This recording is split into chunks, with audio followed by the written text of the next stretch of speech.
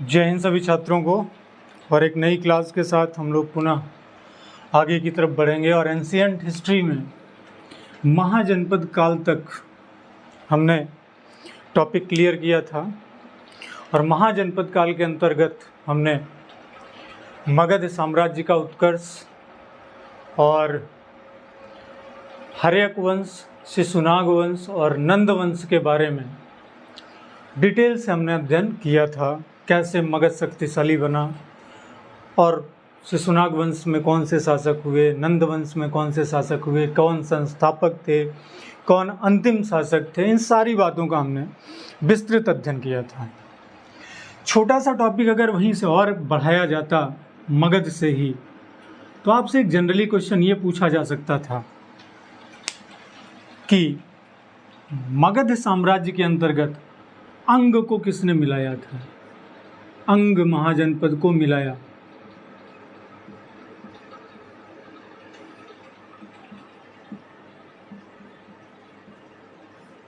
ठीक, या यहीं पे ये पूछा जा सकता था कि मगध के अंतर्गत काशी महाजनपद को किसने मिलाया था? या यहीं पे अगला क्वेश्चन ये पूछा जा सकता था कि मगध महाजनपद के अंतर्गत मल्ल महाजनपद को किसने मिलाया था? या यहीं पे ये पूछा जा सकता था कि मगध के अंतर्गत वज्जी महाजनपद को किसने मिलाया था? इस प्रकार से ये प्रश्न आपके हो सकते थे। तो जहाँ तक पहले क्वेश्चन की बात है, अगर बात यह है कि अंग महाजनपद को किसने मिलाया था, तो अंग को मगध का हिस्सा बनाया था बिंबिसार ने।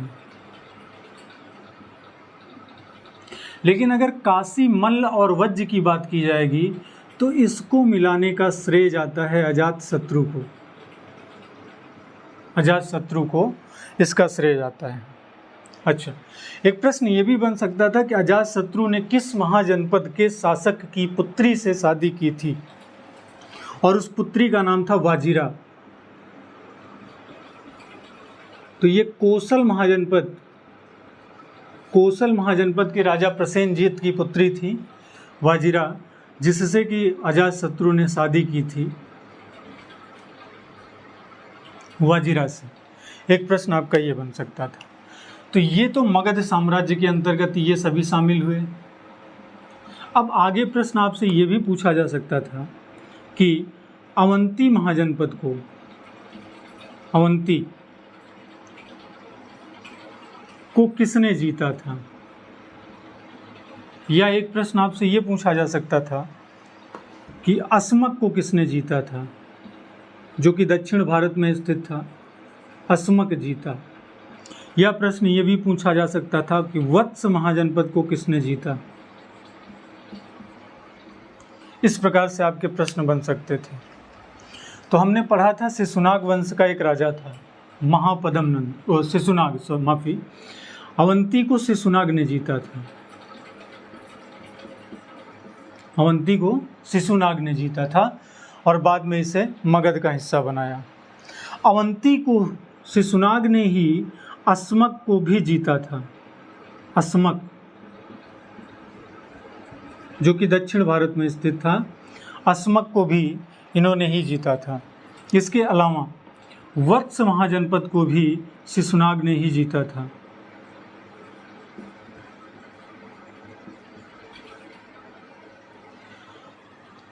कहने का मतलब अवंती का हिस्सा बाद में, अवंती में ये दोनों महाजनपद शामिल हो गए थे।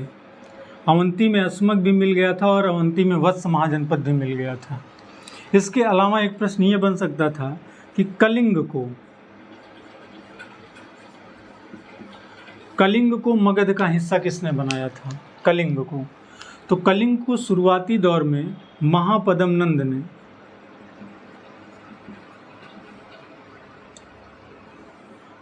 नंद ने जीता था। तो इस प्रकार से प्रश्न आपके बन सकते थे, ठीक, मगध के। तो इस बारे में हम लोग पहले भी चर्चा कर चुके हैं। आगे अगला टॉपिक, जैसा कि हम लोगों ने हर्यक वंश, शिशुनाग वंश और नंद वंश का विस्तृत अध्ययन किया था, अगला टॉपिक हमारा आज का मौर्य काल से होगा, यानी मौर्य वंश।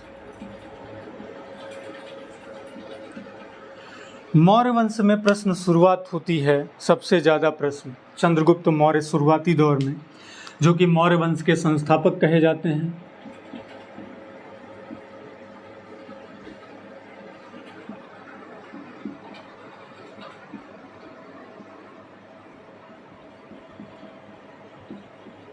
चंद्रगुप्त मौर्य मौर्य वंश के संस्थापक थे। कहीं कहीं ये भी आपसे प्रश्न पूछा जाएगा कि कब से कब तक इनका शासनकाल था, तो 322 बीसी से लेकर के 298 बीसी, और कहीं कहीं अलग किताबों में कुछ और दिया रहता है, तो 322 बीसी से लेकर के 298 बीसी तक। ठीक, 322 बीसी से लेकर के 298 बीसी के बीच चंद्रगुप्त मौर्य का शासन रहा। और इनसे संबंधित क्या प्रश्न आते हैं? पहली बात, इनको एंड्रोकोटस के नाम से भी कहीं कहीं पुकारा गया है। इनके और भी नाम थे, यूनानी इतिहासकारों ने इनको एंड्रोकोटस और सेंड्रोकोटस के नाम से बुलाया है। ठीक, कहीं कहीं इनको एंड्रोकोटस और कहीं कहीं इनको सेंड्रोकोटस के नाम से पुकारा गया है। इस प्रकार से प्रश्न आते हैं। ठीक, एंड्रोकोटस इनको किसने बुलाया था और सेंड्रोकोटस किसने बुलाया था? अगर सेंड्रोकोटस की बात आएगी तो ये जस्टिन एक इतिहासकार थे, जस्टिन के अकॉर्डिंग इनको ये उपमा दी गई थी। और जस्टिन के अलावा एक थे प्लूटार्क, प्लूटार्क के द्वारा इनको एंड्रोकोटस कहा गया। इस प्रकार से प्रश्न। आप चंद्रगुप्त मौर्य से आगे प्रश्न देखते हैं। अगला प्रश्न चंद्रगुप्त मौर्य से क्या हो सकता है? तो चंद्रगुप्त मौर्य से बहुत सारे प्रश्न आते हैं।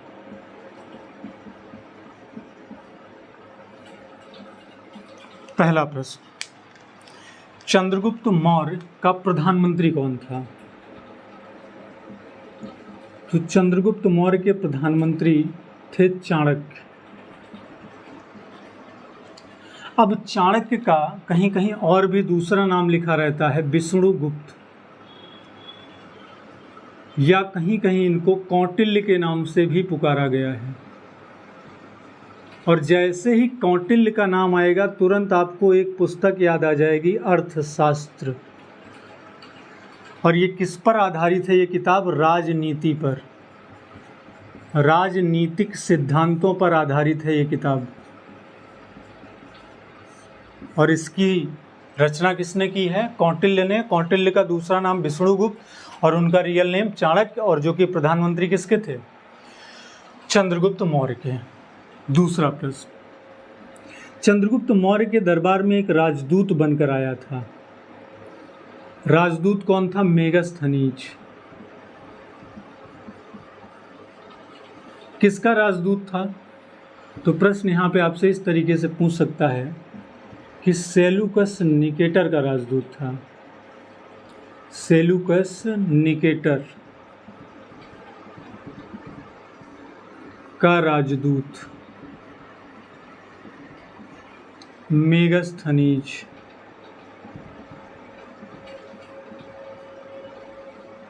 आया। किसके दरबार में? चंद्रगुप्त मौर्य के। फिर यहीं पे मेगस्थनीज से एक प्रश्न बन जाता है कि इंडिका पुस्तक की रचना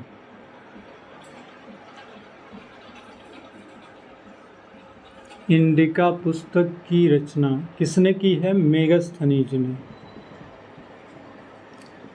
एग्जामिनर प्रश्न को घुमा सकता है कि इंडिका पुस्तक से हमें किसकी जानकारी मिलती है? इंडिका पुस्तक से हमें जानकारी किस काल की मिलेगी? मौर्य काल की जानकारी। मौर्य काल की जानकारी का स्रोत है कौन सी किताब? इंडिका। और रचना किसने की? मेगस्थनीज ने। फिर प्रश्न ये बनता है, भारत आने वाला पहला यूरोपीय, क्योंकि यूनान से आया था, या इसी को हम कह सकते हैं विदेशी यात्री। तो इस प्रश्न का भी जवाब क्या होगा? मेगस्थनीज। भारत आने वाला पहला यूरोपीय व्यक्ति या विदेशी व्यक्ति, तब जवाब होगा मेगास्थनीज। अच्छा, अगर प्रश्न ये कहता है कि भारत आने वाला पहला चीनी यात्री, अगर चीनी यात्री की बात करता तब आपका जवाब होता फाहियान। अगर बात करता दूसरा चीनी यात्री तब आपका उत्तर होता हुएनसांग। कहीं कहीं संयुंगन का भी नाम आता है। तो अगर प्रश्न ये कहता कि पहला पुर्तगाली यात्री, तब उत्तर होता आपका वास्को डिगामा।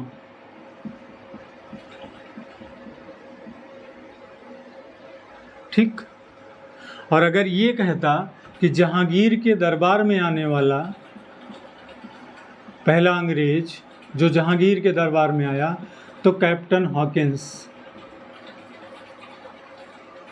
ठीक। फिर अगर ये कहता जहांगीर के दरबार में दूसरा अंग्रेज, तो होता उत्तर सर टॉमस रो। इस प्रकार से भी प्रश्न आते हैं परीक्षाओं में, बहुत प्रकार से प्रश्न पूछे जाते हैं। तो इन बातों को आप ध्यान रखिएगा विशेष तरीके से। फिलहाल आगे अब बात आती है चंद्रगुप्त मौर्य से। अब अगला प्रश्न आपके सामने ये बनता है कि चंद्रगुप्त मौर्य किस धर्म को मानते थे।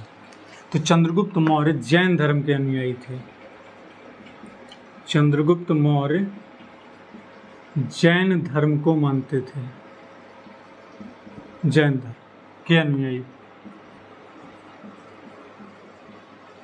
फिर कहीं कहीं चंद्रगुप्त मौर्य से रिलेटेड भद्रबाहु की चर्चा होती है अक्सर प्रश्नों में। भद्रबाहु से इन्होंने जैन धर्म की दीक्षा ली थी, जैन धर्म की दीक्षा ली थी। और चंद्रगुप्त मौर्य का मृत्यु स्थान अक्सर प्रश्न पूछा जाता है। इनका मृत्यु स्थान श्रवणबेलगोला, श्रवणबेलगोला। और श्रवणबेलगोला में ही इन्होंने भद्रबाहु से शिक्षा ली थी। और मृत्यु इनकी किस पद्धति पे हुई थी? तो एक पद्धति होती है संलेखना पद्धति, सांस की प्रक्रिया को उल्टा चलाना।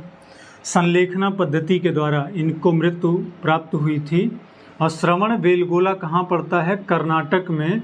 और यहीं श्रवणबेलगोला में ही आप जाएंगे तो जैन धर्म की एक बहुत बड़ी मूर्ति आपको मिलेगी जिसका नाम है गोमतेश्वर मूर्ति।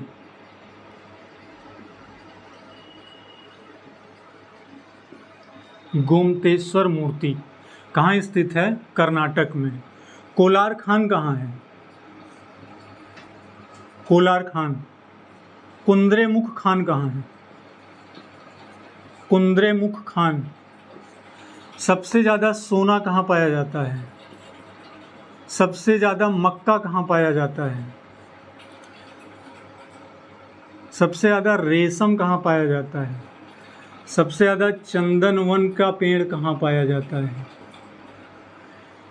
अगर इन बातों की चर्चा हम करें तो ये सब कहाँ है? कर्नाटक भारत का अग्रणी राज्य है जहाँ पे सर्वाधिक चंदन वन पाया जाता है। इसके अलावा यहीं पर सबसे ज़्यादा सुपारी भी पाई जाती है। इसके अलावा यहीं पर काली मिर्च भी सबसे ज़्यादा पाई जाती है। और कोलार खान, Kolar gold field KGF movie आई थी, सोने के लिए प्रसिद्ध है, यहीं पर है। कुंद्रेमुख खान लौह अयस्क के लिए प्रसिद्ध है, यहीं पर पाई जाती है। सोना उत्पादन में ये भारत का पहला राज्य है। मक्का उत्पादन में भारत का पहला राज्य है। और रेशम उत्पादन में ये भारत का पहला राज्य है कर्नाटक, जिसकी राजधानी है बंगलौर और जिसे हम कहते हैं electronic city of India, science city of India, space city of India, garden city of India. और जो मोबाइल के चिप में हम सिलिकॉन का यूज करते हैं उसको सिलिकॉन सिटी ऑफ इंडिया भी कहा जाता है। किसको? कर्नाटक की जो राजधानी है बंगलौर। यहाँ से बहुत प्रश्न आता है बंगलौर से, इसको हम कहते हैं सिलिकॉन सिटी,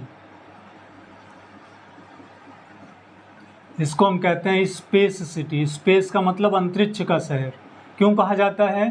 क्योंकि इसरो का हेडक्वार्टर यहीं पर है। इंडियन स्पेस रिसर्च ऑर्गेनाइजेशन 15 अगस्त 1969 को स्थापना हुई थी और जिसका मुख्यालय यहीं पर स्थित है। और इस समय इसरो के चेयरमैन हैं डॉक्टर एस सोमनाथ, और स्पेस सिटी के अलावा इसको इलेक्ट्रॉनिक सिटी ऑफ इंडिया भी कहते हैं, इलेक्ट्रॉनिक सिटी। और इसके अलावा बंगलौर को हम साइंस सिटी के नाम से भी बुलाते हैं, और इसके अलावा हम बंगलौर को गार्डन सिटी भी कहते हैं। ठीक, इस प्रकार से भी परीक्षा में बहुत प्रश्न पूछे जाते हैं। चलिए अगले क्वेश्चन की तरफ हम लोग फिलहाल बढ़ते हैं। बात कर रहे थे चंद्रगुप्त मौर्य की। अब चंद्रगुप्त मौर्य की मृत्यु होती है कहाँ पे? संलेखना पद्धति से। किस जगह पर? संलेखना पद्धति से कहाँ पे मृत्यु हुई? श्रवणबेलगोला में, जो कि कर्नाटक में था। फिर अगला प्रश्न आपका ये बनता है कि चंद्रगुप्त मौर्य का बेटा कौन था? तो चंद्रगुप्त मौर्य के बेटे का नाम था बिंदुसार। चंद्रगुप्त मौर्य के बेटे का नाम बिंदुसार। और चंद्रगुप्त मौर्य का पोता कौन था? तो बिंदुसार का बेटा अशोक।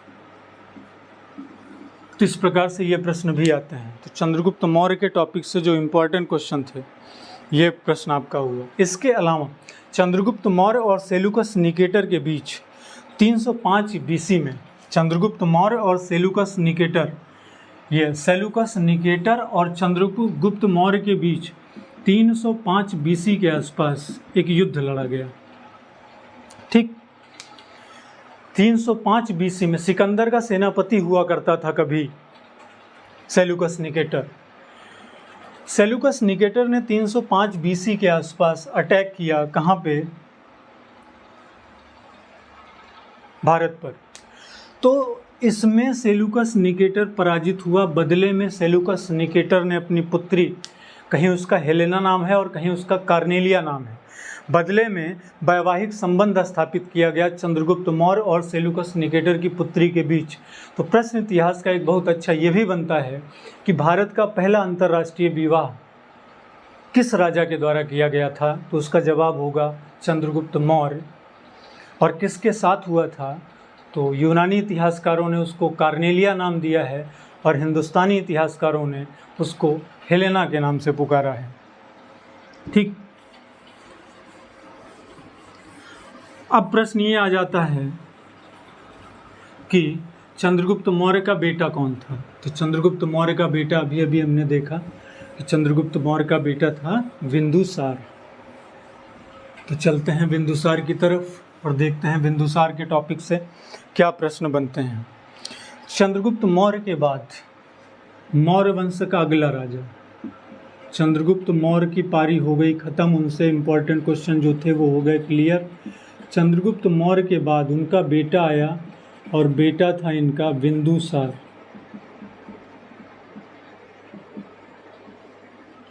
जहां चंद्रगुप्त मौर्य ने 322 से 298 बीसी के बीच शासन किया था, 322 से 298 बीसी के बीच शासन किया। वहीं जब बिंदुसार आया तो 298 से 272 बीसी के बीच शासन किया। बिंदुसार के टॉपिक से क्या प्रश्न आएगा? बिंदुसार का पुत्र कौन था? अक्सर परीक्षा में पूछा जाता है। बिंदुसार का पुत्र था अशोक। बिंदुसार का पुत्र कौन था? अशोक। फिर प्रश्न ये आ जाता है अक्सर कि चंद्रगुप्त मौर्य की जो 3 पत्नियां थीं, उसमें से चंद्रगुप्त मौर्य की कौन सी पत्नी थी जिससे इनका बेटा बिंदुसार पैदा हुआ? तो चंद्रगुप्त मौर्य की एक पत्नी थी जिसका नाम था दुर्धरा, और दुर्धरा बिंदुसार की माता का नाम था। दुर्धरा किसकी माता का नाम था? चंद्रगुप्त मौर्य की पत्नी का नाम था और बिंदुसार की माता का नाम था। ठीक, इसके अलावा अब आगे प्रश्न और भी बहुत सारे पूछे जाते हैं परीक्षाओं में। अमित्र घात के नाम से इनको पुकारा गया था बिंदुसार को।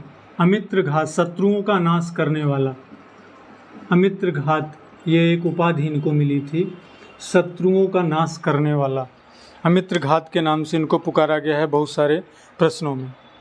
ठीक, फिर एक प्रश्न ये आता है कि एक बैक्टीरियाई शासक थे डायमेकस। प्रश्न ये भी बन जाता है कि डायमेकस किसके शासनकाल में भारत आया था? डायमेकस दूत बनकर आया था भारत किसके शासनकाल में? तो बिंदुसार के दरबार में आया था डायमेकस। और डायमेकस कहाँ से आया था? सीरिया से आया था। ये सीरियाई शासक का राजदूत था, सीरिया से आया था। एंटियोकस नाम था उस शासक का। एंटियोकस प्रथम का दूत था जो कि बिंदुसार के दरबार में आया था। तो इस प्रकार से प्रश्न ये भी पूछा जाता है। ठीक,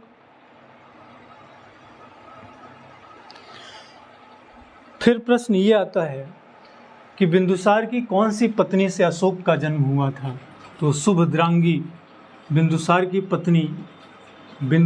पत्नी का नाम था सुभद्रांगी। और सुभद्रांगी किसकी माता थी? अशोक की माता का नाम था, अशोक की माता का नाम था। तो इस प्रकार से बिंदुसार से ये प्रश्न आता है। इसके अलावा बिंदुसार किस धर्म को मानते थे? बिंदुसार जैन धर्म को मानते थे।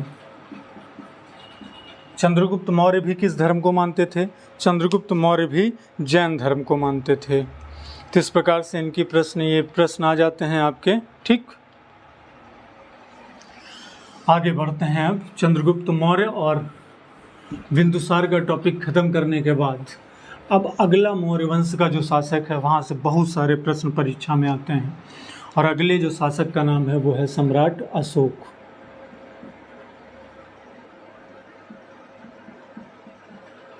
मौर्य वंश का अगला शासक सम्राट अशोक। सम्राट अशोक आ गया भाई गद्दी पे। किसका बेटा है? बिंदुसार का बेटा है। किसका पोता है? चंद्रगुप्त मौर्य का पोता है। माता का नाम क्या था इनके? अशोक की सुभद्रांगी। और इनके पिता की माता का नाम क्या था?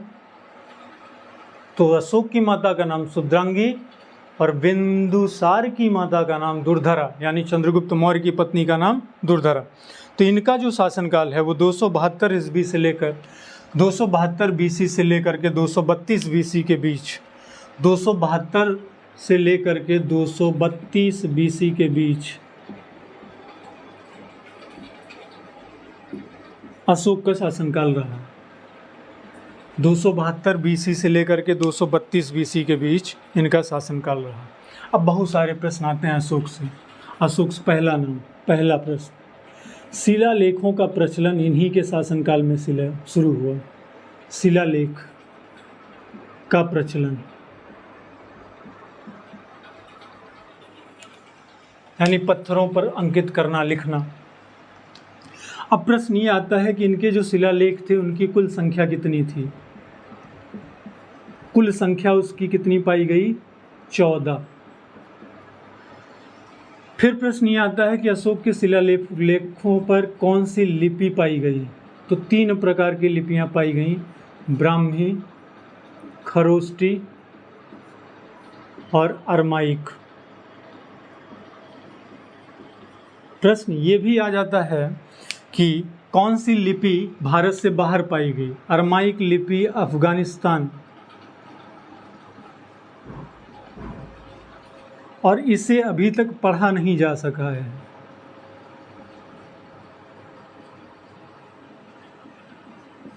प्रश्न ये भी बनता है कि ब्राह्मी लिपि कैसे लिखी जाती थी? बाईं से दाईं ओर, लेफ्ट टू राइट। और खरोष्टी लिपि कैसे लिखी जाती थी? Right to left. यानी अगर हम कहें ब्राह्मी लिपि को जब हम शुरू करते थे तो इस छोर से शुरू करते थे और ये ऐसे चलता था, एक लाइन छोड़ते थे यहाँ तक, फिर दूसरी लाइन। लेकिन खरोष्टी लिपि में ये आकार हुआ करता था। ठीक, इन दोनों लिपियों को अभी तक पढ़ा जा चुका है, लेकिन अरमाइक लिपि को पढ़ा नहीं गया है। अब प्रश्न ये आता है कि अशोक के शिलालेखों पर सर्वप्रथम किसने इसको खोजा? अशोक के शिलालेखों को सर्वप्रथम खोजा था पोंट्री फैनथेलर ने। पोंट्री फैनथेलर। और प्रश्न ये आता है कि सर्वप्रथम पढ़ा किसने? तो 1837 में एक अंग्रेज था जिसका नाम था जेम्स प्रिंसेप। इन्होंने इसको पढ़ा था, शिलालेखों को इनके।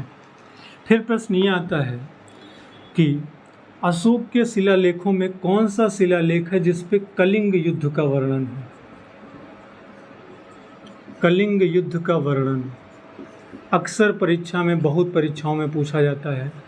तो किस शिलालेख में कलिंग युद्ध का वर्णन है? इसको हम पहले भी पढ़ चुके हैं बहुत बार। तो 13वां शिलालेख है अशोक का, उसमें कलिंग युद्ध का वर्णन है। अब प्रश्न ये आता है कि अशोक ने कलिंग का युद्ध कब लड़ा था? कलिंग का युद्ध अशोक ने लड़ा था 261 BC में, 261, और ये इनके जीवन का आखिरी युद्ध था। और इसी युद्ध के बाद इन्होंने कौन सा धर्म धारण कर लिया? बौद्ध धर्म धारण किया। और इन्हीं के शासनकाल में बौद्ध धर्म की कौन सी संगीति का आयोजन हुआ था? पाटलिपुत्र में तीसरी बौद्ध संगीति। तीसरी बौद्ध संगीति पाटलिपुत्र में किसके शासनकाल में? अशोक के शासनकाल में। अशोक के शासन में तीसरी बौद्ध संगीति का आयोजन हुआ था। फिर प्रश्न ये आता है कि अशोक ने बौद्ध धर्म के प्रचार के लिए, इसका प्रचार करने के लिए अपने पुत्र महेंद्र और इनकी एक पुत्री थी संघमित्रा,